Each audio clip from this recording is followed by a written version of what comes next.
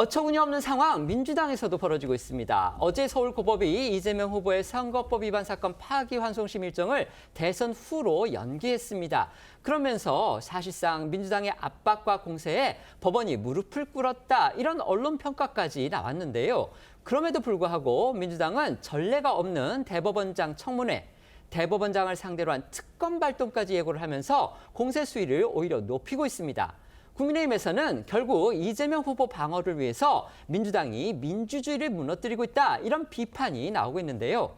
먼저 어제 민주당 주도로 국회 법사위에서 유례없는 대법원장 청문회 계획서가 채택된 그 상황부터 소개해드리겠습니다. 네, 어제 이 국회 법사위에선 국민의힘 소속 위원들이 반대하며 이 투표를 거부했지만 민주당 주도로 조희대 대법원장 등에 대한 청문회 실시 계획서 채택안이 의결됐습니다. 민주당은 이 안건 제목을 사법부의 대선 개입 의혹 진상 규명을 위한 청문회 계획 이렇게 붙였는데요. 민주당은 예고한 대로 오는 14일 오전 10시에 청문회를 열기로 하고 증인과 참고인 출석권도 의결했습니다.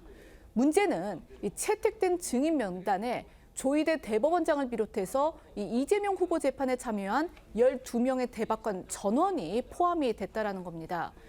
민주당은 여기에 더해서 이 재판 실무를 담당하는 대법원 수석재판연구관과 대법관의 사건 검토 기록과 관련해서 이 법원 행정처 사법정보화 실장도 부르겠다고 했습니다.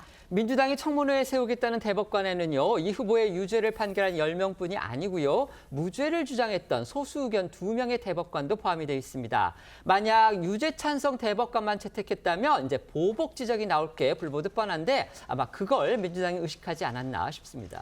네, 민주당은 대법원이 이재명 후보의 공직선거법 사건을 유죄 취지로 파기환송하고 이 선고를 서두른 건 명백한 대선 개입 의도다 이렇게 보고 있고요. 대법원장이 정치 한복판에 끼어들게 된 문제점을 밝히는 것이 국회의 당연한 책무다 이렇게 주장을 하고 있습니다. 민주당 법률위원장인 이용우 의원은요, 오늘 한 라디오 방송에서 파기환송심 첫 공판 기일을 변경했다고 끝이 아니다라면서 조희대 대법원장이 버티지 못하게 상황을 계속 만들겠다 이렇게 날을 세웠습니다. 들어보시겠습니다. 조희대 대법원장이 지금 이 벌인 행태를 보면 저는 고집스럽게 버틸 것 같습니다. 버티지 못하게 하는 상황들을 우리가 계속 만들고 요구를 해야 됩니다. 왜냐하면은 이렇게 일을 벌여놓고 기일 변경됐다고 해서 끝난 게 아니거든요. 예. 분명한 이런 엄청난 행태에 대한 책임 추궁은 끝까지 해야 돼요. 어제 법사위에서 청문회 일정 확정했고 반드시 그 청문회는 진행을 해야 됩니다. 조희대 대법원장이 고집스럽게 버틸 것 같은데 버티지 못하게 상황을 계속 만들고 요구해야 한다. 지금 이게 이용우 의원의 말입니다. 이걸 말 그대로 해석하면 결국 대법원장을 쫓아내겠다 이런 뜻으로 볼 수밖에 없습니다.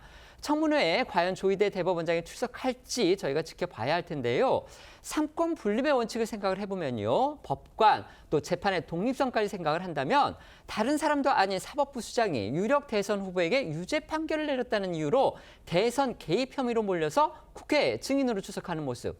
과연 제대로 된 민주주의 국가에서 생각할 수 있는 일이냐. 이게 국민의힘은 물론이고 법조계 일각에서 나오는 비판의 핵심입니다. 네, 그동안 대법원장은요, 국회 상임위엔 나오지 않는 게 관례고요. 예외적으로 국정감사장의 모습을 비춰도 시작할 때 인사말 정도만 한 뒤 자리를 뜨는 게 관행이었습니다. 상권분립 체제에서 사법부의 독립성을 존중하는 취지로 역대 가장 강력한 야당 당수로 꼽히는 김대중 전 대통령 시절 민주당 때도 이 합의와 관례가 무너진 적이 없습니다. 법조계 일각에서는 법관들의 양심에 따라 독립적으로 이뤄진 재판 결과에 대해 공개적으로 논쟁하는 것 자체가 사법부 권한을 침해하는 거란 지적도 나오고 있는데요. 민주당이 강행한 청문회가 법관의 재판 독립과 양심의 자유를 보장한 헌법 제103조 규정과 배치될 수 있다는 겁니다. 법사위 국민의힘 간사인 유상범 의원도요, 사법부 수장을 불러 청문회를 열어 사퇴를 압박하는 행태가 사법부를 굴종하게 만들려는 정치 행위라고 목소리를 높였는데요. 재판 결과를 두고 벌어진 사상 초유의 청문회인 만큼 조희대 대법원장도 사법부 권한 침해에 대한 우려로 불출석할 거다 이런 관측들이 나오고 있습니다.